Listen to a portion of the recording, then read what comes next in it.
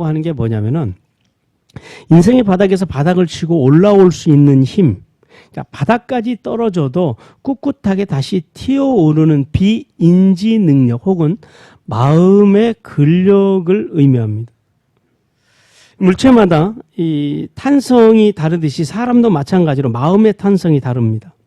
인생의 광야를 만나 밑바닥까지 떨어졌다가도 강한 탄력성으로 다시 튀어오르는 사람들은 대부분 원래 자신들이 있던 위치보다 더 높은 곳까지 올라갈 수 있습니다. 주변을 살펴보면 지속적으로 발전을 이루거나 커다란 성취를 이뤄낸 개인이나 조직은 대부분 실패나 역경을 딛고 일어섰다라고 하는 공통점을 발견할 수가 있습니다. 어떤 불행한 사건이나 역경에 대해 어떠한 의미를 어떻게 부여하고 인식하느냐에 따라서 불행해지기도 하고 행복해진다라는 말입니다. 이 회복 탄력성을 키우는 가장 좋은 방법은 바로 습관입니다. 살아가는 동안 만나는 고난 속에서 어떤 일을 만나든지 긍정적으로 받아들이는 습관을 만드는 것이 중요합니다.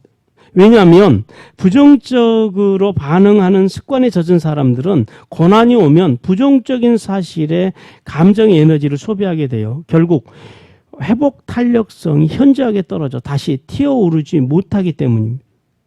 믿음의 사람들은 살아가는 동안에 인생길에서 만나는 모든 사건 속에 하나님의 분명한 뜻이 있음을 믿어야 합니다. 요셉처럼 나를 총리로 만드시기 위한 하나님의 계획이 있음을 믿는 삶의 태도와 함께 긍정적으로 해석하는 습관을 키워야지 영적인 탄력성이, 회복 탄력성이 높아진다라고 합니다. 자, 오늘은 회복에 대한 하나님의 말씀인데요. 복음을 거절하고 이제 실패한 이스라엘, 그들에 대해서 하나님께서 지난 1절에서 12절의 말씀을 통하여 이제 대부분의 현재, 그러니까 현재라고 하는 것은 이스라엘, 그러니까 로마 시대, 사도 바울이 이 말씀을 지금 하나님께서 사도 바울을 통해서 말씀을 증거하시는 이 시대, 그 시대의 대부분의 이스라엘 백성들이 하나님을 향한 종교적인 열심에도 불구하고 그들이 교만해서 복음으로 오신 예수 그리스도를 거절하는 무서운 죄를 저지르게 됐다라고 말씀합니다. 그 결과로 이스라엘은 복음에서 멀어져 갔지만 하나님께서는 아브라함과 이삭과 야곱의 언약이 흐르는 이 선민 이스라엘을 끝까지 포기하지 않으시겠다고 말씀합니다. 그리고 하나님께서는 이방인으로서 구원의 영광의 부르심을 받은 그리스도인들에게 이제 이 실패한 이스라엘을 반면교사 삼아서 남은 자로서의 믿음과 겸손의 삶을 살아가라고 말씀하시면서 너희가 구속사, 하나님의 구원의 역사를 위해 살아야 한다라고 말씀합니다. 이제 하나님께서는 본문을 통해서 선민 이스라엘을 회복하시며 예수님을 믿어 구원받아서 살아가는 우리 성도들, 그러니까 그리스도인들의 삶의 자세, 특별히 이제 유대인들과 이방인들, 그러니까 믿지 않는 하나님의 사람들을 대하는 그런 자세와 더불어서 이스라엘의 회복이 이방인의 구원보다 훨씬 쉬울 것에 대해서 말씀합니다. 오늘 본문을 통해서 하나님께서 크게 세 가지를 말씀하시는데요. 첫 번째는 구원받은 성도는 믿음의 사람으로 거룩하게 살아야 한다라는 말씀입니다. 하나님께서는 이스라엘의 실족으로 인하여서 이스라엘이 아닌 이방인들에게 하나님의 구원의 은혜를 주셨다라고 말씀합니다. 그러나 하나님께서는 오랜 세월 동안 언약의 백성으로 살아왔던 이스라엘, 그들을 영원히 방치하지 않으시겠다라고 오늘 본문에서 말씀합니다.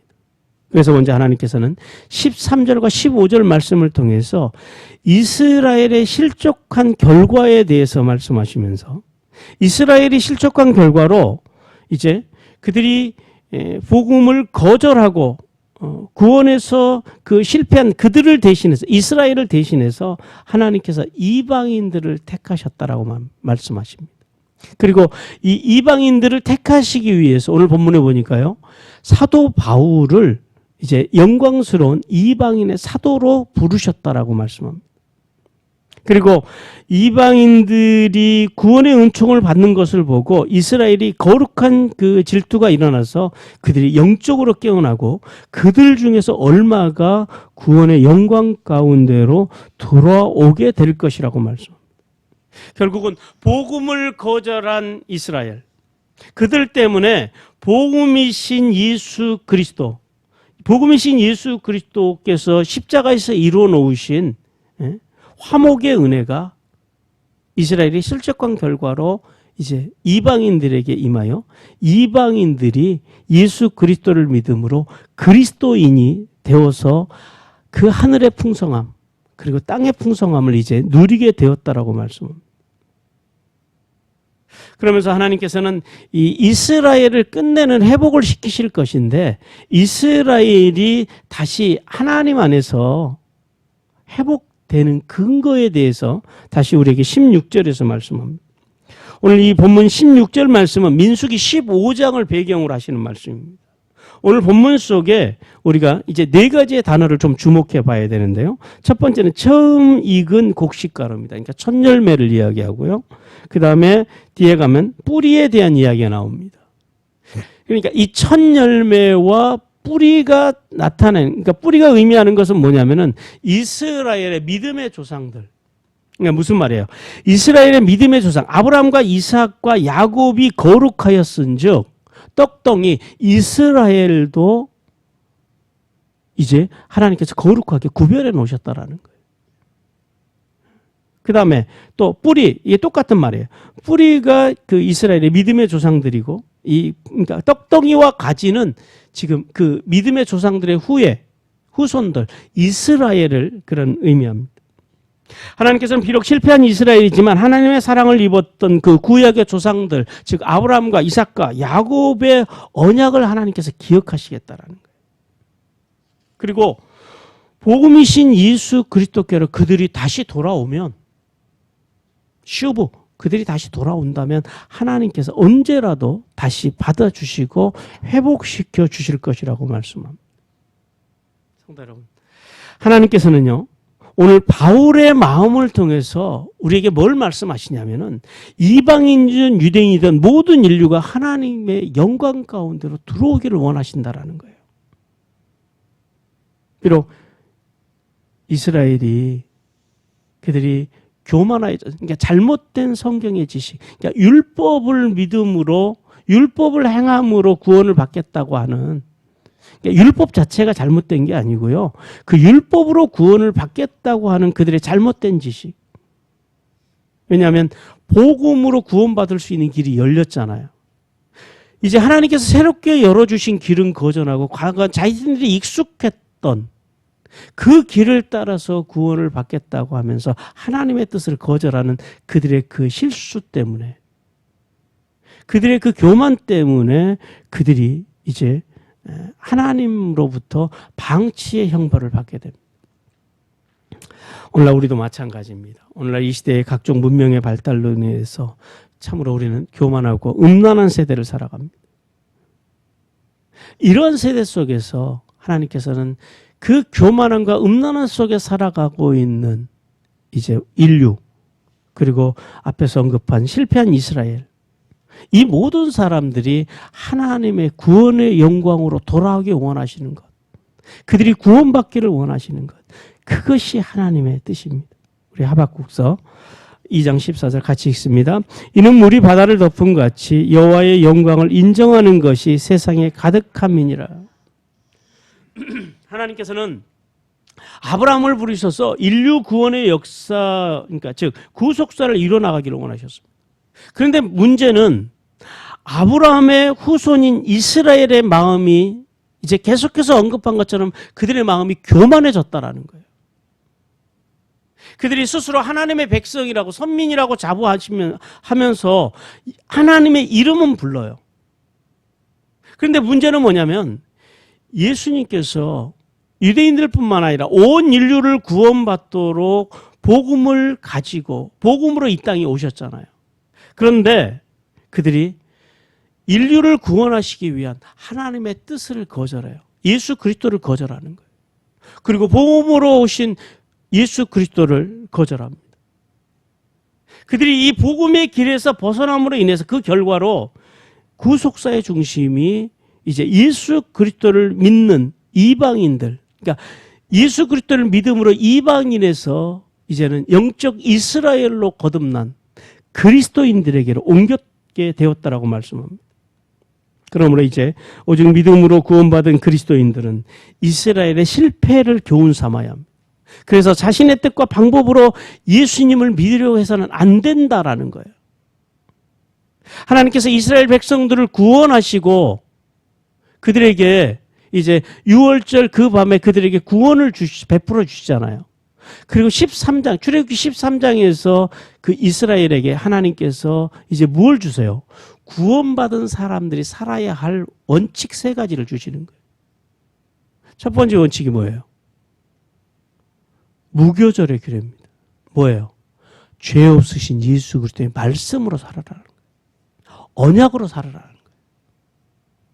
그리고 초대성의 규례를 통해서 첫 것, 하나님 으뜸 사상, 예배의 정신으로 살아라는 거예요. 3번째는요. 구름기둥, 불기둥의 규례를 통해서 성령을 쫓아 기도로 살아가라라는 거예요. 기도 스피릿에 대해서 말씀합니다.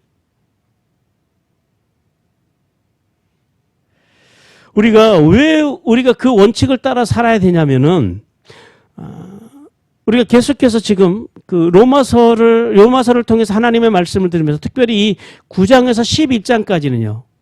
실패한 이스라엘을 통해서 우리가 어떻게 신앙생활을 하고 어떻게 하나님의 교회를 세울 것인지에 대해서 계속해서 말씀하시고 있다라는 거예요. 비록 그들이 아브라함으로부터 선택받은 백성일지라도 그들이 이제 새롭게 복음으로 오신 예수 그리스도를 믿지 않을 때 그들이 방치라고 하는 하나님의 무서운 형벌을 그들이 받았습니다.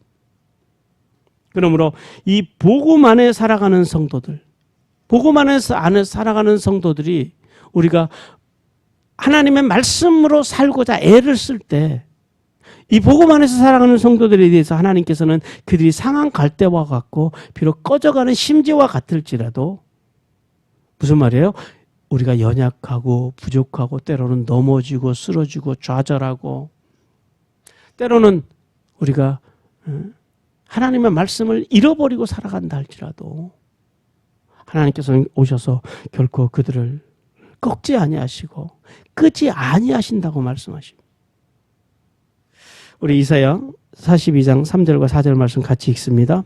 상한 갈대를 꺾지 아니하시고 꺼져가는 등불을 끄지 아니하시고 진실과 정의를 시행하실 것이며 그는 새하지 아니하고 낙담하지 아니하고 세상에 정의 세우기를 이르리니 섬들이 그 교훈을 앙망하리라. 복음 안에서 언약 안에서 살아가는 사람들이 누리는 복 중에 하나입니다.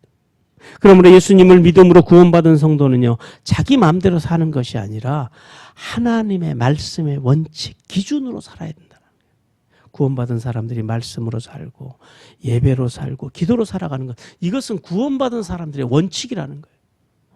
우리가 구원을 받았다고 하면서 여기에 관심이 없고 여기에서 벗어난다면 우리의 구원을 다시 한번 점검을 해봐야 됩니다. 믿음의 성도는 오직 은혜를 베풀어 주신 예수 그리스도의 말씀을 믿고 그 말씀을 우리의 인생의 최고의 가치로 존중하고 그리고 그 말씀대로 살기 위해서 발버둥치는 거룩한 삶, 구별된 삶이 있을 때 하나님께서는 하늘에 있으리며 땅에 기름진 복을 보장해 주시겠다고 우리에게 약속하십니다. 하나님께서 두 번째 주시는 메시지는 구원받은 성도는 은혜 받은 자로서 겸손하게 살아야 한다라고 말씀하십니다. 우리나라 속담에 그런 속담이 있죠. 벼는 익을수록 어떻게 한다고요? 고개를 숙인다 그럽니다. 구원받은 성도는 하나님의 은혜를 받아서 진리의 말씀을 배우고 깨달아갈수록 겸손해져야 한다라는 말씀입니다. 또한 하나님이 주신 땅의 복을 받아서 남다른 재능이 있고 물질적으로 부유하거나 건강할 때에도 언제나 하나님의 사람들은 겸손을 잃지 말아야 한다라는 거예요. 우리는요, 하나님께서 주신 남들보다 조금 나은 것만 있으면 우리는 그것을 가지고 교회 안에서 또는 세상 속에 나가서 우리가 소위 그 갑질이라 그러죠. 그런 인간의 욕망들이 누구에게나 다 도사리고 있다라는. 그런데 하나님께서는 그러지 말라라는 거예요. 왜냐하면 우리가 원래 어떤 존재였는지를 알아라라는 거예요. 우리는 이방인으로서 구원을 받았던, 그러니까 무슨 말이에요? 원래 돌감람나무였다라는 거예요. 오늘 지금 본문을 통해서 하시는 말씀이. 너희가 원래는 돌감람나무였는데 예수 그리스도를 믿는다고 하는 이유 때문에 그 은혜로 너희가 참감람나무의 접붙임을 받게 되었고 이제는 드디어 그래서 참감람나무가 되었다라고 말씀합니다. 그러므로 구원받은 이방인들, 그들이 스스로 자랑할 수 없는 이유에 대해서 주님께서 17절과 18절을 통해서 말씀하십니다. 하나님께서는 참 감람나무인 이스라엘의 대부분이 복음이신 예수 그리스도를 거절하여서 하나님의 구원에서 잘려 나간 것이 아니라 하나님께서 그들을 잘려내셨다라고 말씀하십니다. 그리고 본질상 진노의 자식으로 돌감람나무인 이방인들 중에서 복음이신 예수 그리스도를 믿는 성도들을 부르셔서 그들을 참 감람나무에 접붙임을 받게 하셔서 아브라함으로부터 내려오는 그 구원의 은혜의 진액, 그 진액을 이제 이방인들이 받게 하셨습니다. 그래서 하나님께서는 이제 우리를 하나님의 나라의 성도요, 이제 동일한 시민이요, 가족으로 우리를 들어 올려서 천국 백성으로 보존하셨다라고 말씀하십니다. 우리 에베소서 2장 19절과 20절 같이 읽습니다. 그러므로 이제부터 너희는 외인이 아니요 나그네도 아니요 오직 성도들과 동일한 시민이요 하나님의 권석이라. 너희는 사도들과 선지자들의 털 위에 세우심을 입은 자라. 그리스도 예수께서 친히 모퉁이 돌이 되셨느니라. 복음 안으로 들어온 이방인들, 즉 우리를 이야기하는 거죠. 우리는 항상 원가지였던 유대인들, 그 이스라엘들을 향해서 함부로 생각하는 경멸하는 태도를 갖지 말라라고 오늘 말씀하십니다. 왜냐하면 우리가 아무리 예수 그리스도를 믿어서 구원을 받았어도, 그래서 우리가 이제 하나님의 구원의 역사, 구속사의 주인공이 되었다 할지라도 구약의 성경과 그리고 이 구약의 성경을 더 이해할 수 있도록 도와주는, 제가 이제 수요일마다 탈무드와 미드라시 이야기를 많이 합니다만은 이 탈무드와 미드라시와 같은 해석서들, 그리고 또 유대인들인 사도들의 가르침과 도움이 있었기 때문에 이방인들이 그리스도인으로서 견고하게 성장할 수 있다라는 사실입니다. 무슨 말이냐면 유대교, 유대인들의 전통이 없으면 우리가 하나님의 나라를 온전히 이해하는데 한계가 있다라는 거예요. 그러므로 유대교의 뿌리와 유대인들의 뿌리와 이 그리스도인 뿌리가 같기 때문에 저들을 경멸하는 태도나 자랑하는 마음을 가져서는 안 된다라고 말씀합니다. 그리고 계속해서 하나님께서는 19절과 22절을 통하여서 구원받은 이방인들의 자세, 그래서 우리가 어떤 자세를 가지고 살아야 되는지에 대해서 말씀하십니다. 하나님께서는 먼저 19절과 20절을 통해서 이스라엘과 그리스도인의 위치에 대해서 말씀하십니다. 이스라엘은 하나님에 대한 열심, 그 열심은 하나님께서 인정하십니다. 그들이 비록 열심은 있었지만은 그들은 문제가 뭐였어요? 신앙의 잘못된 방향을 향해서 가고 있었다라는 거예요. 여러분, 우리가 예수님의 말씀대로 주여 주여 한다고 다 천국에 가는 게 아니에요. 쉽게 말하면 교회 다닌다 그래서 다 천국 가는 게 아니다라는 거예요. 유대인들은 우리보다 더한 열심으로 하나님을 섬겼어요. 그런데 하나님께서는 그들을 버리셨다라고 말씀합니다. 우리가 교회를 다녀도 잘못 믿으면 하나님의 버리심을 받을 수 있다는 사실을 우리는 기억해야 돼요. 그러면 어떻게 해야지 잘 믿는 믿음입니까? 오늘 성경 말씀을 보니까 오늘 이스라엘 유대인들이 그들이 그 잘못된 신앙의 방향에서 헤매이다가 하나님의 구원에서 꺾인 가지가 되었다라고 말씀합니다. 반대로 본질상 진노의 자식으로 살아가던 그리스도인들, 이 사람들이 잘 믿었다라는 거예요. 그러니까 잘 믿었다라는 게 뭐예요? 예수 그리스도의 복음을 믿었다라는 거예요. 다른 것을 믿으면 안 돼요. 예수 그리스도의 말씀을 믿음으로, 그래서 그들이 어떤 가지가 되었냐면 접붙임을 받은 가지가 되었다고 말씀합니다. 우리 빌립보서 2장 12절 말씀 같이 읽습니다. 그러므로 나의 사랑하는 자들아, 너희가 나 있을 때뿐 아니라 더욱 지금 나 없을 때에도 항상 복종하여 두렵고 떨림으로 너희의 구원을 이루라. 그러나 이방인들이 진노의 자식에서 그리스도인으로 부름을 받아서 접붙임을 받은 가지가 된 것은 하나님의 전적인 은혜이므로 우리가 우리의 구원에 대해서 이방인들이나 세상 사람들 앞에서도 조금도 자랑할 것이 없다라는 거예요. 도리어 우리는 실패한 이스라엘처럼 구원의 영광에서 방치되지 않도록 우리 마음속에 있는 교만을 버리기 위해서 날마다 애를 쓰고 두렵고 떨림으로 구원의 길을 걸어가야 한다라고 주님께서 말씀하십니다. 계속해서 21절과 22절을 통해서 하나님께서는 이 선민이라는 교만과 율법을 통해서 스스로 의로워질 수 있다라고 하는 이 잘못된 교리에 빠져서 복음을 거절한 이 이스라엘의 불신종과 불신앙에 대해서 말씀하십니다. 그리고 하나님께서는 그 불신앙과 불순종을 심판하셨다라고 말씀합니다. 그리고 하나님께서는 이제 우리에게 유대인들처럼 교만하게 되면 너희도 유대인들처럼 언제든지 하나님의 심판을 받을 수 있다라는 사실을 기억하라라고 말씀합니다. 우리 히브리서 3장 14절 같이 읽습니다. 우리가 시작할 때에 확신한 것을 끝까지 견고히 잡고 있으면 그리스도와 함께 참여한 자가 되리라. 실패한 이스라엘을 통해서 우리가 반면교사를 삼아서 구원받은 성도로서 이제 하나님의 선하심과 그리고 하나님의 엄격하심이 내 앞에 이 두 갈래의 길이 있다라는 사실을, 하나님의 얼굴이 있다라는 사실을 기억해야 돼요. 그래서 하나님의 사람들은 우리가 교회를 다녀도 언제든지 하나님의 구원에서 버리심을 받을 수 있다라는 사실을 기억해야 돼요. 그래서 우리는 하나님의 사람들은요, 영적인 긴장을 풀어서는 결코 안 됩니다. 끝까지 하나님 앞에서 겸손함으로 하나님의 은혜에 붙어 있으면 돼요. 그런데 우리가 하나님의 구원의 길을 걸어가는 길이 그렇게 어렵지가 않다라는 거예요. 문제는 우리가 교만을 버리고 겸손하게 하나님의 은혜에 붙어서 생존하면 하나님의 선하심 속에서 그리스도와 함께 영광스러운 구원에 참여하는 삶을 살게 될 것이라고 주님께서 말씀하십니다.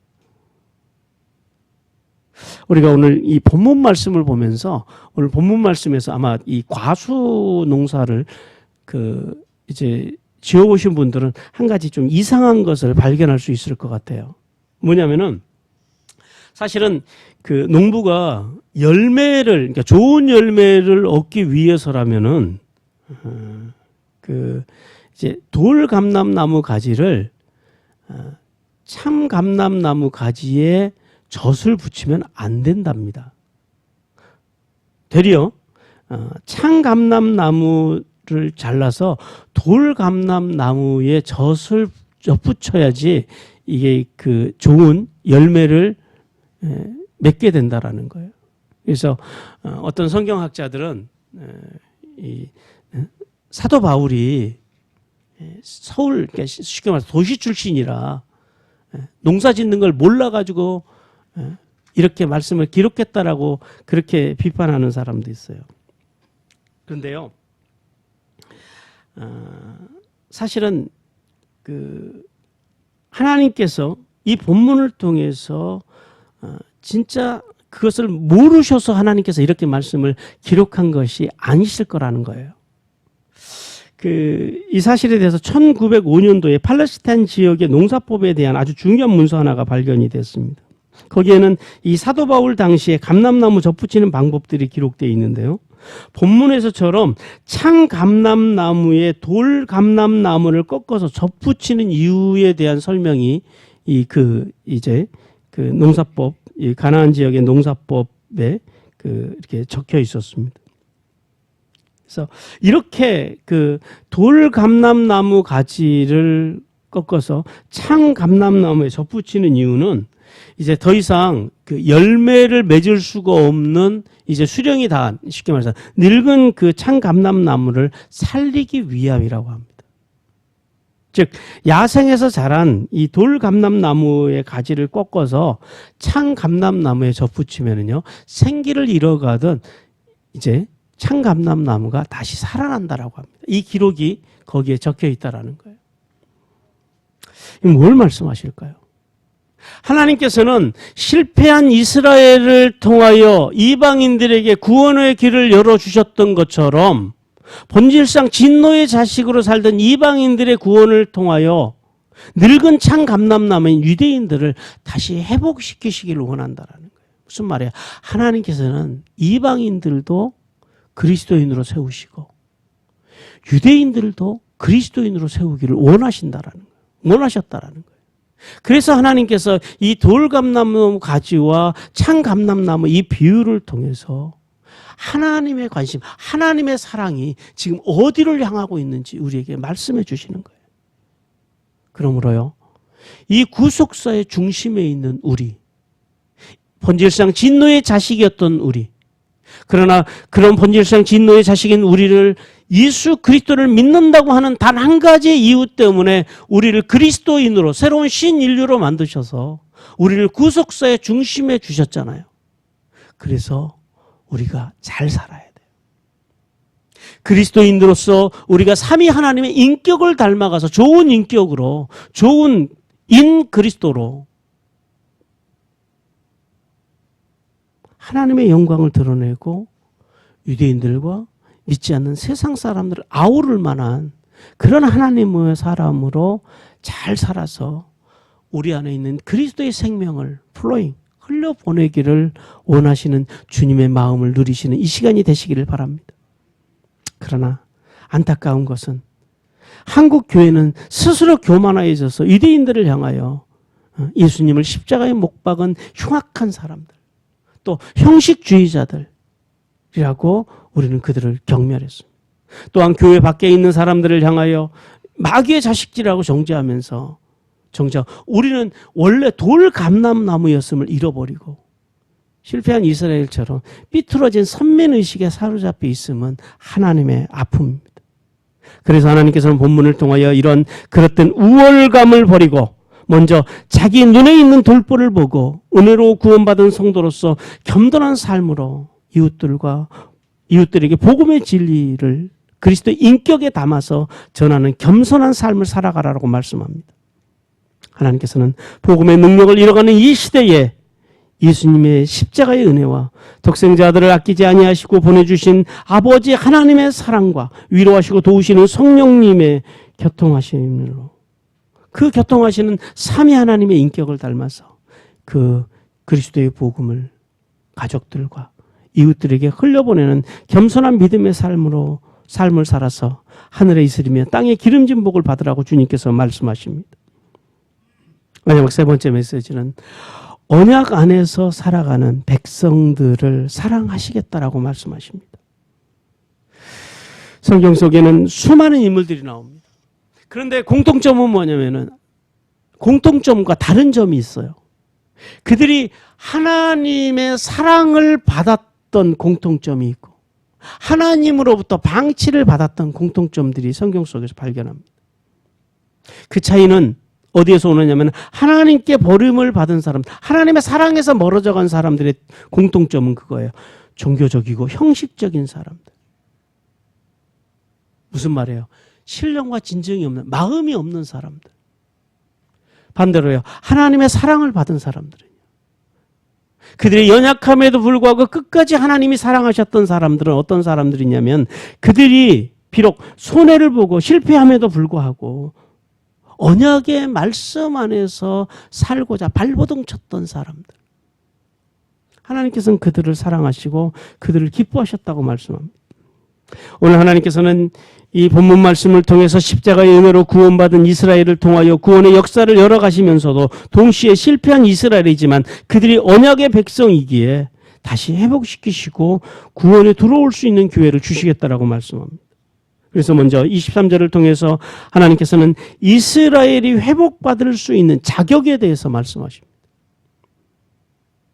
하나님께서는 불신앙과 불순종으로 인하여 비록 원줄기에서 잘려나간 이스라엘이지만 저들이 율법의 완성이자 복음으로 오신 예수 그리스도를 믿고 슈브 다시 예수 그리스도에게로 돌아오면, 복음 안으로 돌아오면, 올바른 믿음 안으로 돌아오면 하나님께서는 아브라함과 이삭과 야곱을 통해서 약속하셨던 그 구원의 영광 안으로 그들을 다시 회복시키시겠다고 약속하십니다.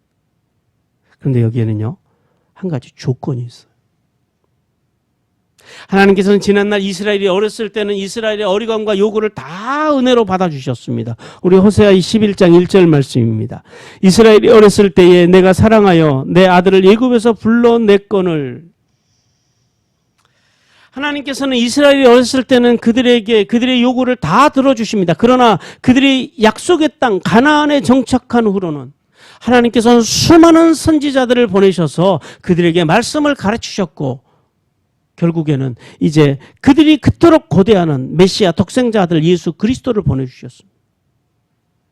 그럼에도 불구하고 그들은 잘못된 열심으로 하나님을 섬기려고 하다가 결국 구원에서 방치되게 되었고 이제 그 이스라엘을 다시 하나님께로 회복하기 원하시는 하나님께서는 그들에게 한 가지 조건을 제시하십니다. 그런데 하나님의 조건이요, 너무 간단하고 너무 쉬워요. 그 조건이 뭘까요? 믿음입니다. 우리 히브리서 11장 6절 말씀 같이 읽습니다. 믿음이 없이는 하나님을 기쁘시게 하지 못하나니 하나님께 나아가는 자는 반드시 그가 계신 것과 또한 그가 자기를 찾는 자들에게 상 주시는 이심을 믿어야 할지니라. 무슨 대단한 것을 요구하시는 것도 아니잖아요. 어떤 종교처럼 무슨 자식을 바치라는 것도 아니고 어떤 종교들처럼 뭐 돈을 갖다 바치라는 것도 아니고 어떤 종교들처럼 뭐 수백 번, 수천 번 절을 하라는 것도 아니고 예수 그리스도의 이름을 믿으면 너희가 너희에게 다시 회복의 은혜를 주시겠다라는 거예요. 복음으로 오신 예수 그리스도의 말씀을 믿고 그 말씀을 존중하고 그 말씀 그 율법의 말씀이 아니라 그 죄 없으신 예수 그리스도의 말씀의 그 은혜대로 살려고 그 은혜의 말씀대로 살려고 발버둥 치면 찢어진 화폐 같고 찢어진 옷과 같은 인생이지만 하나님께서 버리지 아니하시고 그것을 다시 불러서 붙이시고 꿰매셔서 다시 하나님의 구원의 은혜 가운데로 오게 하겠다고 주님께서 약속하십니다. 아니 세상에 이보다 더 쉬운 구원이 어디 있습니까? 그래서 저는 그렇게 말합니다. 세상에서 제일 쉬운 것이 예수 믿고 구원받는 거예요. 하나님께서는 예수 믿고 구원받는 것에 대해서 뭘 요구하지 않으세요. 예수님의 말씀, 언약을 믿으라는 거예요. 그래서 말씀이 중요합니다. 그래서 제가 여러분들에게 이제 우리 한마음교회가 하나님의 말씀으로 양육된, 말씀으로 훈련되어져 가는, 말씀으로 세워져 가는 교회로 이제 세우려고 하는 거예요.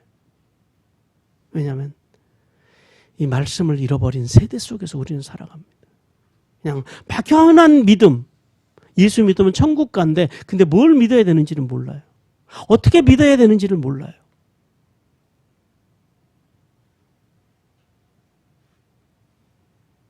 이 쉽고 간단 명료한 이 구원의 복음, 그 안에서 하나님께서는 우리를 회복시키시는데 이것이 가능한 이유는 하나님은 모든 인류를 구원하실 수 있는 절대 주권을 가지신 분이라는 사실을 믿으라고 주님께서 말씀하십니다. 그래서 이 이스라엘의 회복이 얼마나 쉬운지에 대해서 참으로 쉽다라고 24절에서 말씀합니다. 하나님께서는 원줄기와 선천적으로 맞지 않는 이 본질상 진노의 자식들인 이방인들도 예수님을 믿는다고 하는 단 한 가지 이유 때문에 완전한 구원의 백성이 되게 하셨습니다. 하물며 아브라함의 후손이잖아요. 아브라함과 이삭과 야곱에게 주님께서 주셨던 그 언약의 피가 흐르는 그 이스라엘.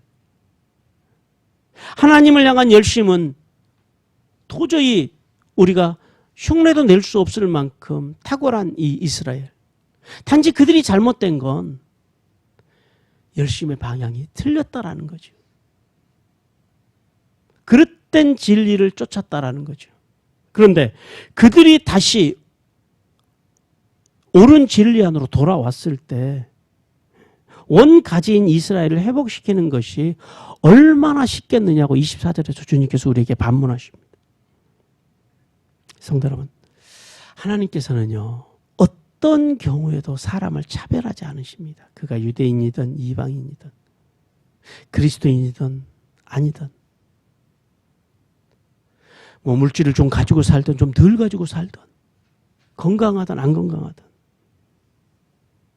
하나님께서 사랑하시고 구원하시는 데는 그런 것들이 아무 작용이 안 된다라는 거예요. 요한복음 6장 40절 같이 읽겠습니다. 내 아버지의 뜻은 아들을 보고 믿는 자마다 영생을 얻는 것이니 마지막 날에 내가 이를 다시 살리리라 하셨느니라. 하나님의 뜻이 뭐래요? 아들 예수 그리스도를 믿는 자마다 뭘 얻는 것이에요? 영생. 무슨 말이에요? 예수 그리스도를 믿는 모든 자들을 구원하시겠다라는 거예요.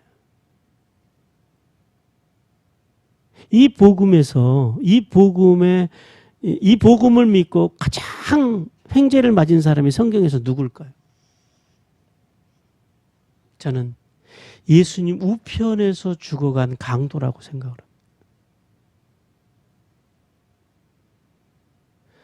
숨 넘어가기 직전에 예수님을 그가 구주로 고백했잖아요. 지금까지 99.9999%를 다 자기 마음대로 살던 그가 마지막 순간에 예수 그리스도를 영접함으로 하나님의 나라 백성이 되었다라는 사실이에요. 그러니까 예수 믿고 구원받는 게 이렇게 쉽다라는 거예요. 그래서 어떤 사람들은 이제 이 말씀을 들으면 그럴 거예요. 그러면 죽기 직전에 믿으면 되겠네요. 근데 죽음이라는 게 언제 찾아올지 어떻게 압니까? 그래서 때로는 그런 생각도 해봐요. 그러니까 이렇게 그 불치병을 앓다가 죽는 것도 어쩌면 그것도 구원이라고 하는 관점에서 봤을 때는 죽음을 준비할 수 있는 거잖아요. 그런 면에서는 복이 될 수도 있겠다라는 생각이 들어요. 그러나 구원받은 우리는요, 그렇게 하나님 나라에 가지 마시기를 바랍니다. 편안하게 숨을 쉬다가 한순간에 하나님의 부르심을 받는 복을 받으시기를 바랍니다. 성도 여러분, 오늘 하나님께서는 이 24절에서 접붙이심을 받으랴라는 이 말씀을 통해서 한 번 실패한 이스라엘이라고 해서 무조건 방치하지 않으시고 그들이 믿음 안으로 돌아와서 회복되는 날이 예수님께서 재림하시기 전에 분명히 있을 것이라고 오늘 본문을 통해서 확언하십니다. 성도 여러분, 하나님께서는 이스라엘 회복을 말씀하시며 당신의 사랑의 대상과 방치의 대상의 기준을 분명히 말씀하셨습니다. 우리는 이것을 오늘 알아야 합니다. 예수 그리스도를 믿지 않는 사람들과 교회를 다니지만 하나님의 말씀에 언약이 없이 막연한 믿음, 흡사 바알 신앙과 같은 샤머니즘적인 신앙을 가지고 살아가는 사람들, 하나님께서는 그들은 하나님의 사랑의 대상이 아니라고 분명히 말씀하십니다. 우리 호세아서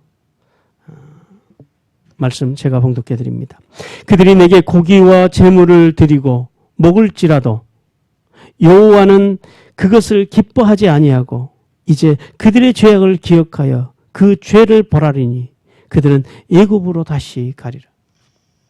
하나님에 대한 그 이스라엘이 종교적인 열심, 하나님을 향한 열심이 있어서 수많은 동물들을 도살하면서 제물은 바쳤지만은 정작 그것이 하나님과 전혀 상관없는 제사였다라고 하나님께서는 말씀하십니다.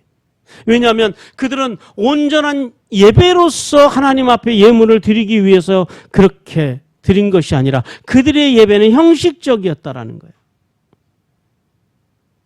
그들은 하나님 앞에 제물을 바치면서 하나님 앞에 온전히 드리지 아니하고 자신이 먹을 것을 그 엘리의 아들들처럼 뒤로 빼냈다라는 사실이에요. 무슨 말이에요? 하나님의 제사장으로 살면서 하나님을 예배하기 위해서 한 것이 아니라 자신의 목구멍을 위해 살았다라는 거예요. 하나님께서는 에레미야에 가면 이것을 뭐라고 그러냐면 사악함이라고 합니다. 자신의 일을 위하여, 자신의 이득을 위하여 이제 신앙생활을 하는, 교회를 섬기는 모습들. 하나님께서는 그런 모습들에 대해서 그런 모습들은 하나님의 사랑의 대상이 아니라라고 말씀하십니다. 하나님께서는 우리에게 오늘 너희의 예배, 너희의 봉사가 이 시대의 바알인 돈과 명예와 권력을 위한, 그것을 하나님께로부터 받기 위한 이기적인 예배와 봉사는 아닌지 돌아보라라고 말씀합니다. 우리 말라기 3장 13절과 14절 같이 읽습니다. 여호와께서 이르노라 너희가 완악한 말로 나를 대적하고도 이르기를 우리가 무슨 말로 주를 대적하였나이까 하는도다. 이는 너희가 말하기를 하나님을 섬기는 것이 헛되니 만군 여호와의 앞에서 그 명령을 지키며 슬퍼하는 것이 무엇이 유익하리요. 만약 우리가 신앙의 순수함과 구별되어 없는 예배와 섬김이라면 우리가 몸을 불살르고 하나님 자신의 모든 것을 내어준다 할지라도 그것은 하나님께 아무 유익이 안 된다라고 말씀하십니다. 그러나 하나님께서는 이스라엘처럼 부족해도 또 연약해도 심지어는 이 실패한 이스라엘처럼 그들이 잘못된 길이지만 그 잘못된 길을 잘못된 지식으로 불신앙과 불순종에 빠진다 할지라도 그들이 어찌됐든 아브라함과 이삭과 야곱으로도 흐르는 그 언약을 붙잡고 살아가는 백성이기에 하나님께서는 그러한 이스라엘까지도 부르셔서 고치시고 돌아오게 하셔서 끝까지 사랑하시겠다고 약속하십니다. 이것이 하나님의 사랑과 선택의 기준입니다. 성도 여러분, 이스라엘의 잘못된 믿음으로 인하여 불신앙과 불순종의 죄를 지었지만 아직도 아브라함과 이삭과 야곱의 언약 안에서 살아가는 그들을 끝까지 포기할 수 없다라고 말씀하십니다. 그러면서 하나님께서는 오늘 구원받은 우리에게도 어찌하든지 너희가 언약의 말씀을 붙들고 살아가라고 말씀합니다. 또한 언약의 백성으로서 이 실패한 이스라엘을 거울 삼아서 반면교사 삼아서 거룩한 삶으로 하나님께 기쁨이 되고 또 두렵고 떨림으로 겸손하게 구원을 이루어가는 하나님의 사람들이 되라고 말씀하십니다. 그리고 실패한 이스라엘처럼 잠시라도 하나님의 방치의 형벌을 받지 않도록 늘 겸손하게 유대인이 됐던 사람들이 됐던 사람들을 함부로 대하지 말고 인격신앙으로 구원을 이루어 가라라고 말씀하십니다. 마지막으로 하나님께서는 우리에 대한 사랑의 기준이 언약이라는 사실을 깨닫고 언약의 말씀을 매일 읽고 듣고 연구하여 마음에 새기고 삶의 자리에서 이 언약의 말씀으로 승리하는 삶을 통하여 하늘에 있으리며 땅의 기름진 복을 받으라고 주님께서 말씀하십니다. 이제 우리 하나님께로 함께 나아가서 함께 결단하며 주님 앞에 나가기를 원합니다.